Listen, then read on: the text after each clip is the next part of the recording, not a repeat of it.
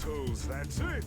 If released, their destructive energy could create enough power to bring my secret weapon to life. We'd have a weapon capable of crushing mountains, demolishing entire cities, and wiping Crash Bandicoot off the face of the earth forever! Get ready to face my wrath, Crash Bandicoot!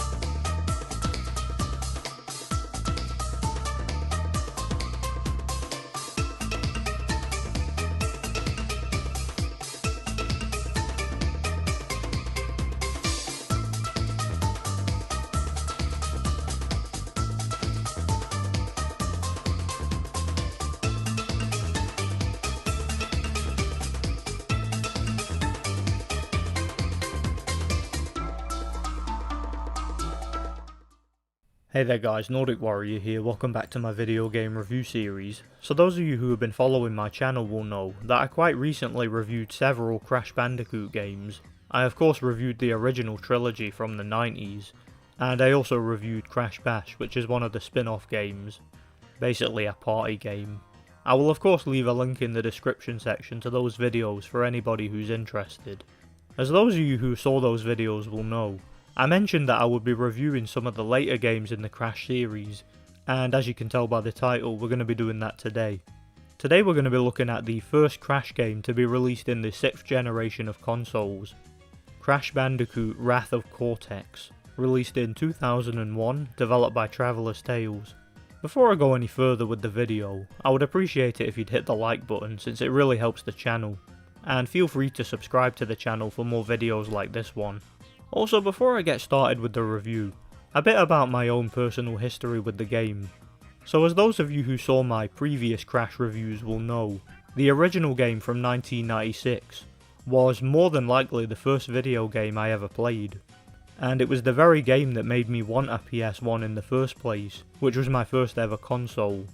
It's a game that in my opinion was very good for its time, but in retrospect there were several things about it that didn't age well. Most notably the issues with the game's controls and difficulty balance. It was a bit of a mixed bag. The second game from 1997 however, as far as I'm concerned, is one of the greatest games of all time. It basically took the exact same concept from the first game and improved and expanded upon it, with better and more refined controls, more balanced difficulty, and more varied level design. It really did its bit to improve the platformer genre in general, and in my opinion it's a genuine masterpiece. As far as the third game goes, again it took that same concept and expanded upon it, keeping what worked and simply refining it rather than doing anything drastically different. Making a game that finished the trilogy on a high note. I personally prefer the second game, but that's just me, I love both. Naturally, with the success of those games, both financially and critically, it was inevitable that Sony would attempt to continue the series into the 6th generation. And Wrath of Cortex was the first attempt at this. As you can imagine, when the game first came out, with me being a huge fan of the series, I was hyped for it. If I remember rightly, I got the game as either a birthday or Christmas present from my auntie, and couldn't wait to get stuck in. And I can specifically remember reacting to the game positively. I felt it continued with the exact same formula as the previous games in the series, and kept what worked, simply refining and polishing what needed to be refined and polished, and of course giving it modern graphics for the new hardware. Long story short, I really enjoyed the game back in the day, and didn't really have any problems with it. As it happens, back in those days we didn't have internet in my house, and obviously I wasn't on social media, and didn't really pay much attention to gaming journalism or critical consensus or anything like that. I would hear about games through friends and family, and occasionally the odd gaming magazine, so it wasn't until many years later when I ended up on social media that I found out that Wrath of Cortex had such a negative reputation. For those of you who don't know, this game is generally despised by the Crash community, with many fans labelling it the worst in the series.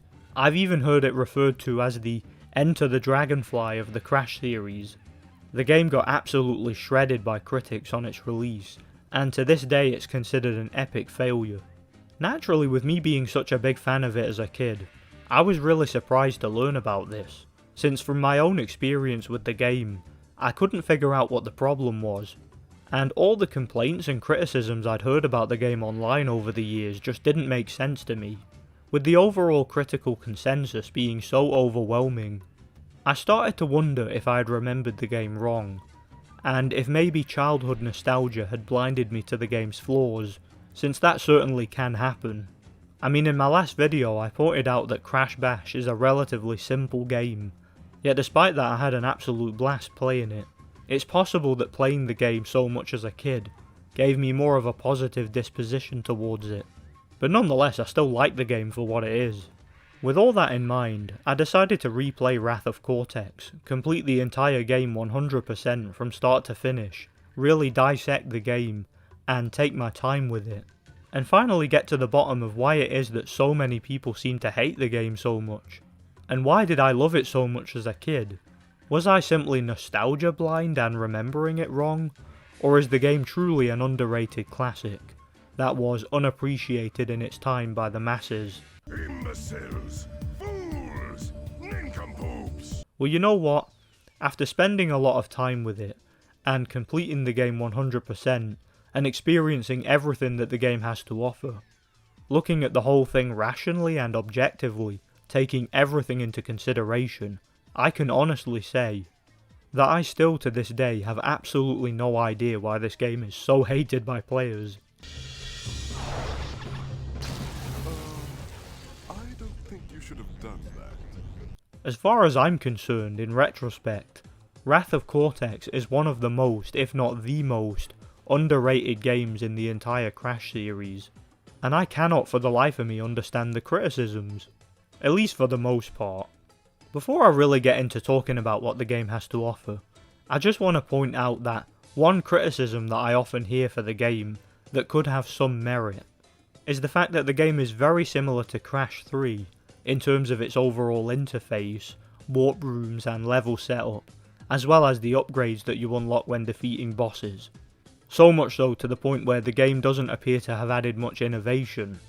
So I could see the argument that with this essentially being the fourth mainline game in the series, there should have been more added, and I guess you could say that with it being a next generation game, the developers of the series should have added more innovation than they did. They kind of played it safe and didn't really try to take the series forward in any way. That criticism definitely makes sense, and I can see an argument for it. But even still, it never detracted from the experience in my opinion. I still enjoyed the game in spite of this. I mean, the first 3 games worked. They had a formula that made sense, and was simply refined from one entry to the next, so I didn't necessarily expect Wrath of Cortex to do anything drastically different, but again, that's just me. Not everybody would agree with that. As far as I'm concerned, the game is great. Let's talk about it. So just like the mainline games in the series, the game is a third-person action-adventure platformer. Like all the Crash games, it has a very simple story.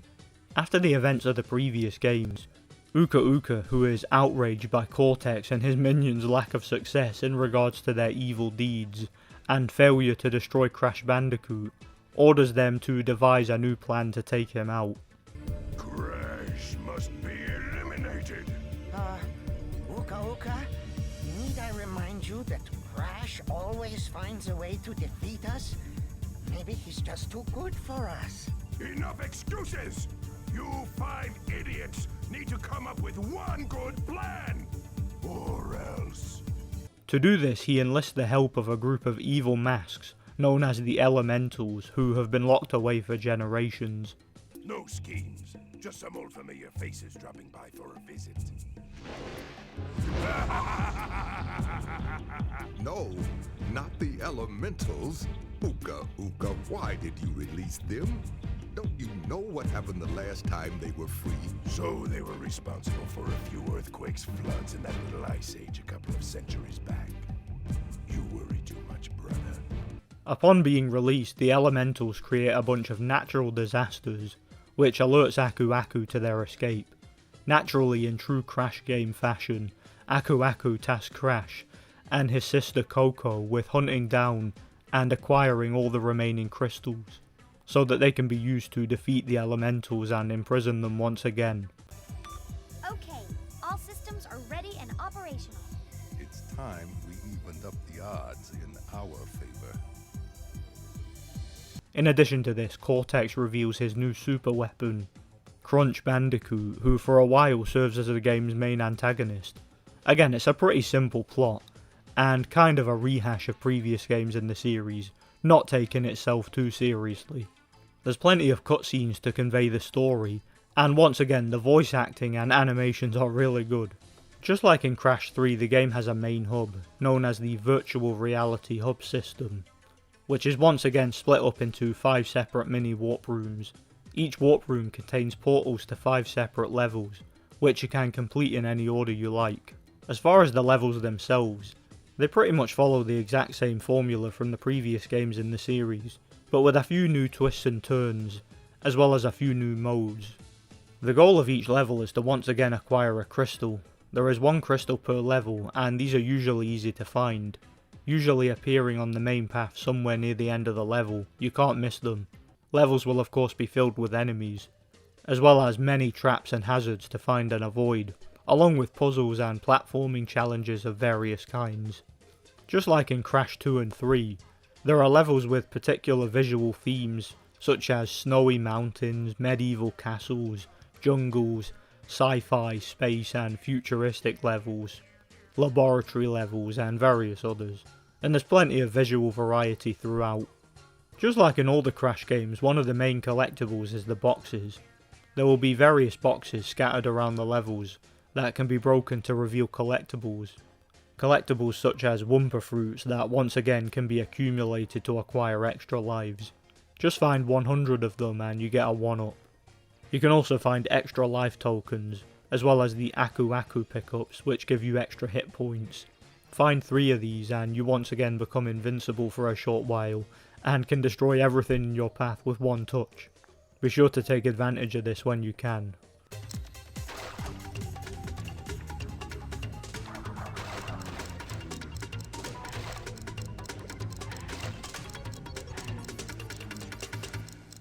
There's even sections of the game where this becomes necessary to progress. There are of course different types of boxes. You have the regular boxes that can be broken easily, and ones that require you to body slam them. In addition to boxes, there's also plenty of explosives, such as the TNTs which can be jumped on to activate them, giving you 3 seconds to clear the area before they explode. And the nitros which explode immediately on impact. Avoid these for obvious reasons. In addition to the visual variety, there's also plenty of variety in terms of the overall gameplay and level design. You will of course have the regular, linear levels from the previous games. These levels pretty much follow the same formula as before, with the camera trailing behind Crash as he moves forward along a linear path, dodging or defeating enemies, acquiring collectibles and avoiding traps and hazards along the way.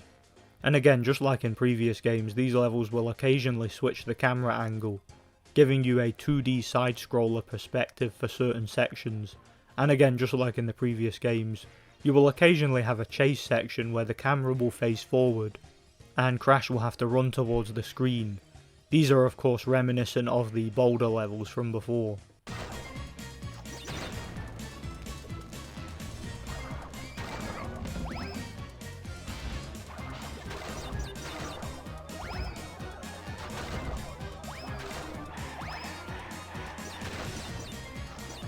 These levels will once again have bonus areas that can be accessed with a whole bunch of challenges and collectibles to obtain, as well as death routes and alternate paths, more on those later.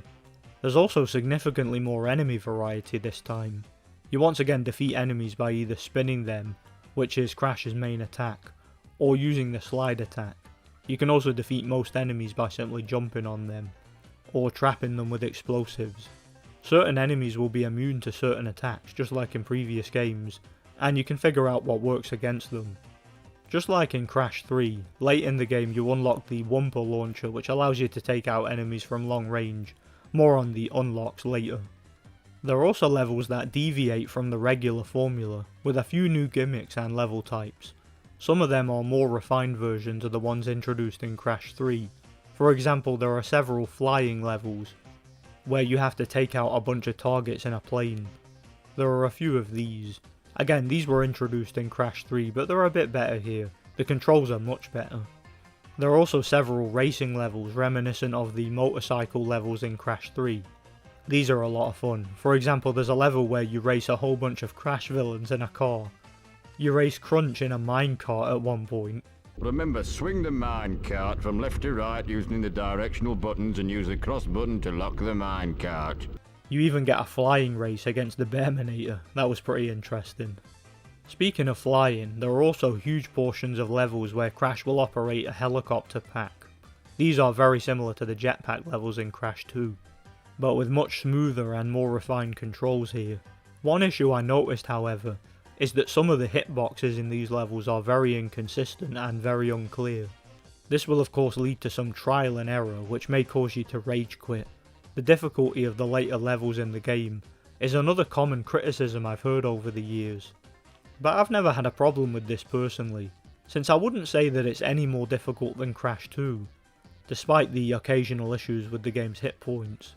I was able to 100% both without too much trouble, but of course I'm a veteran of the series, so I'd imagine it will be a lot harder for most. But like I said, I don't think this game's difficulty is that bad. Slightly easier than Crash 2, but nowhere near as hard as Crash 1, but I digress. Point being, the hitboxes in the helicopter stages of the level are a little bit annoying. Thankfully though, throughout the game it's very easy to accumulate extra lives, so the game is quite liberal in that regard. Certain levels will also have you riding a minecart, which is pretty fun. One of the new level types here is the ball levels. In these levels, Crash will be placed in a ball and will have to roll around levels, avoiding traps and hazards along the way. These levels are really fun but also quite tricky. Naturally, these types of levels are very floaty and have less responsive controls, making them significantly more challenging. It's wise to take your time with these levels and try not to rush them for obvious reasons. Unless of course you're trying to do the relic time trials, more on those later. I also like how some of the bosses from previous games, such as Tiny the Tiger, Dingo Dial and End Trophy, will try to block your path and act as an obstacle. Though I did find it a bit bizarre how they were relegated to this role, rather than being bosses in the game. A lot of players seem to really hate these levels, but I personally enjoyed them, and again I didn't find them that difficult compared to a lot of people. Another gadget the game lets you operate from time to time is a mech, the one featured in the game's cover. Here you get an inbuilt Wumper launcher and can stomp enemies and boxes with ease, making you into a bit of a tank. I really enjoyed these sections, though the targeting can be a little awkward. Another returning feature from Crash 3 is that some levels will have you play as Coco rather than Crash. In Crash 3, Coco would usually take control of a particular vehicle or gadget, yet in this game her levels are pretty much the same as Crash's in terms of their overall formula. Although sadly she doesn't unlock the same abilities that Crash does after the boss battles. It's not that big a deal since Coco's levels are relatively easy, but I thought I'd point that out anyway. Some of her levels will also have you ski down a hill, or even ride a scooter away from a tsunami. Again, these are pretty fun, and they do their bit to add some variety to the game. As I mentioned before, you unlock some new abilities after defeating bosses. This is of course another feature from Crash 3, and all but one of the unlockable abilities are actually the same ones in Crash 3. There is of course the increased radius of the belly flop, allowing you to break boxes and activate explosives from further away. The ability to double jump, which of course helps with the platforming. The Wumper launcher that we mentioned earlier, that gives you a ranged weapon helping you to take out enemies, remove obstacles and even obtain collectibles. Yeah, come to think of it, you can actually obtain gems by shooting them with the Wumper launcher. Another ability you unlock is the ability to run faster, helping with some of the time trials. Interestingly enough however, I was able to complete all but a few of these time trials without this ability, showing just how much experience I have with the game. A new ability they added this time, and one that kinda became a bit of a meme over the years, is the ability to walk on nitros. Basically in certain stages of the game there will be a bunch of nitros that form a bridge, and you will need to tiptoe across them to progress. You basically walk over them very slowly, and if you speed up or press the wrong button you're screwed. I actually didn't mind this ability, I found it pretty funny. These abilities of course add some replay value to the game, since it's sometimes impossible to 100% a level without first acquiring them, meaning you will have to re-enter and replay that particular level with the necessary ability. This isn't the case very often, but it does happen from time to time. Unlocking all the abilities will, for obvious reasons, make the early levels in the game incredibly easy. I mentioned before that the game has death routes. Once again, these are alternative routes in the level that will only be accessible if you're able to reach that point of the level without dying. This is of course easier said than done. These death routes will usually contain collectibles and sometimes even an alternative exit for the level, meaning they will be necessary to 100% the level. Just like in previous games, in addition to the crystals, there are also several optional collectibles to obtain. These are once again the clear gems, the coloured gems and the relics. As far as the clear gems go, some levels will have multiple clear gems, others will only have one. You can once again obtain a clear gem by breaking every single box within a level, and as I mentioned before, this will sometimes be impossible on a first playthrough. The boxes are usually easy to find though. There are also sometimes other clear gems that can be found and obtained from hidden areas in the levels, such as in the death routes. Alternate routes also include the coloured gem routes. Speaking of the coloured gems, again these can be found hidden in some of the death routes or alternate routes, and the game usually has some pretty creative ways of hiding them. Once a coloured gem has been obtained in one level, a coloured gem route will now be accessible in another level. These will again take you to more collectibles in the levels, as well as a tricky challenge of some kind, such as a platforming challenge or something of that nature. As for the relics, you once again unlock these by completing time trials. You do this by simply speedrunning levels, rushing through them and completing them as quickly as possible. Just like in Crash 3, you can slow down the clock by breaking certain boxes that give you extra precious seconds, which are sometimes necessary for completing the level in time. Reach the end before a certain time and you'll be rewarded with a relic. Again, I was able to do all of these, and most of them I did before unlocking the running ability. In fact, all but one of the main levels. It can be really fun to speedrun levels and try to beat your high score. Another thing that helps to add some much needed replay value to the game. Another returning feature is a secret warp room that can only be accessed by standing on the platform in the middle of the main hub. Here you get a bunch more levels to play, each with their own collectibles and challenges. All this stuff is of course reminiscent of previous games, and it follows the formula pretty well in my opinion. As far as the boss battles go, these are once again accessed by obtaining every crystal in a particular warp room. In a pretty bizarre move from the developers, and again one that gained them a lot of criticism. Every single boss battle in the game has you take on Crunch.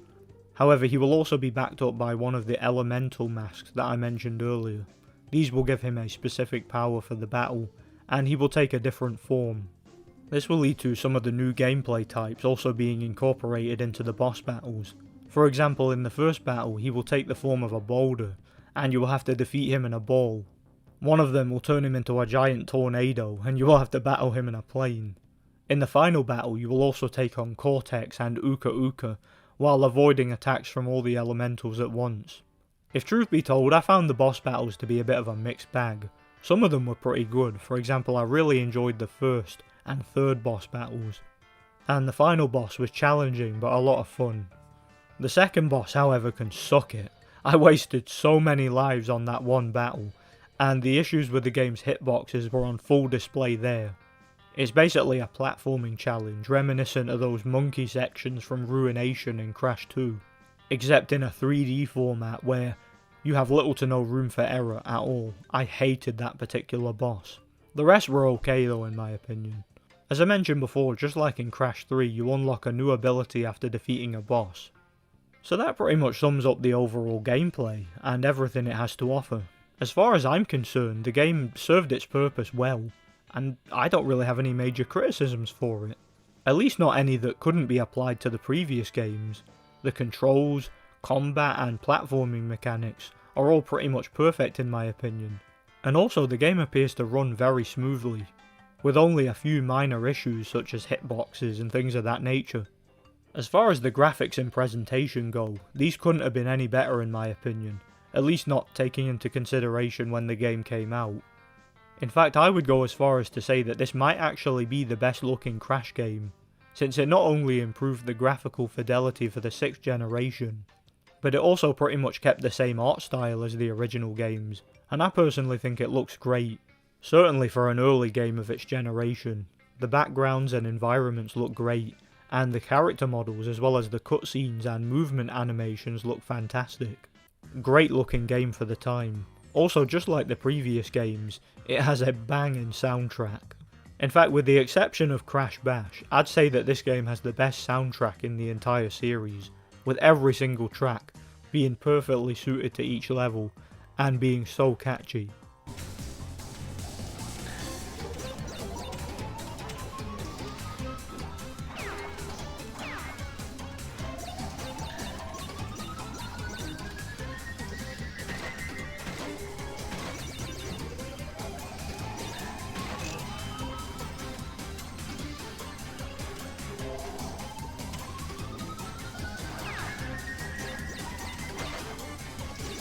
So yeah, the gameplay and level design is awesome, and the graphics and presentation couldn't be any better, and I'd say that the difficulty was well balanced enough.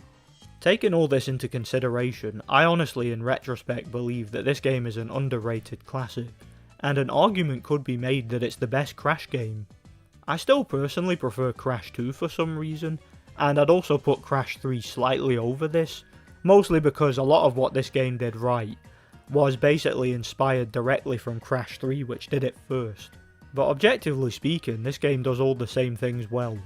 So yeah, taking all that into consideration, I have no idea why people hate this game so much. I just can't get my head around it. Seriously, this game is awesome. I mean, what's wrong with it exactly? I just don't get it. How can people love the original trilogy, yet absolutely hate Wrath of Cortex, given everything it has to offer? I just think it's a case of the game not living up to high expectations, rather than it not being a good game. If it came out today, it would probably be considered a masterpiece.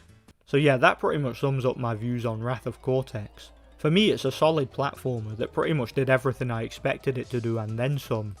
And who knows, maybe one day it will become a cult classic.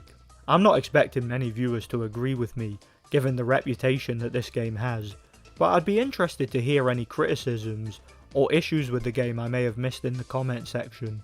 I give Crash Bandicoot Wrath of Cortex a solid and well-deserved 9 out of 10. A great game and an underrated classic. Thanks for watching guys, I had an absolute blast replaying and reviewing Wrath of Cortex. Let me know what you guys think, be sure to hit the like button if you enjoyed the video, and subscribe to the channel if you want to see more. Stay tuned for more retrospective video game reviews. Once again, I have a lot of reviews coming to the channel in the near future. For my next video, we're going to be taking a break from the Crash series and talking about a colossal, legendary PS2 classic. One that I just recently played for the first time, so stay tuned for that. Thanks for watching and God bless. No, wait! I can explain! Ah! I'll get my revenge, Crash Bandicoot! Just you wait!